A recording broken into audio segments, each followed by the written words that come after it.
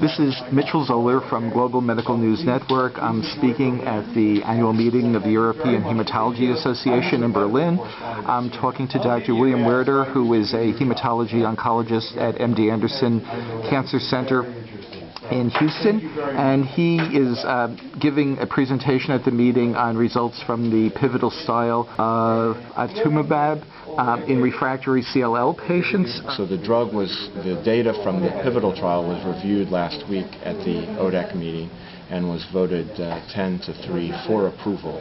Also, the this particular study looked at Ofatumumab in a very selected population, patients who were fludarabine resistant, and you were telling me that there are studies underway that's looking compared with chlorambucil as a first-line agent, so the direction now is potentially to use this antibody earlier in the course of treating these patients? Absolutely. So there are a number of opportunities to develop antibodies and drugs in CLL. In terms of strategies for drug approval, the major route that pharmaceutical companies have taken with the disease is to identify a population that has an unmet need.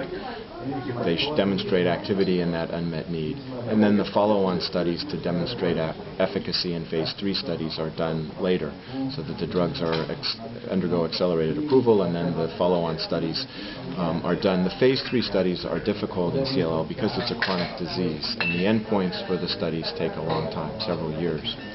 So the strategy with this drug was to demonstrate activity in a patient population that had an unmet need, with plans for subsequent phase 3 confirmatory trials.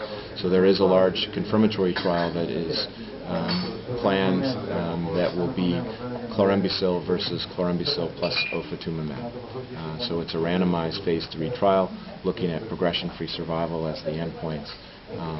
And this will be in previously untreated patients, so an earlier patient population.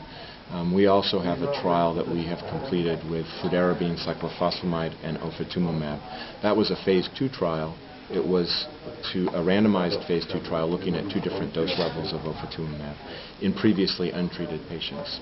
We have a trial that we are planning to develop looking at single-agent Ofatumumab in a phase 2 trial in early stage untreated patients to have a better idea what the activity and clinical benefit is in those early stage patients with the drug as a single agent.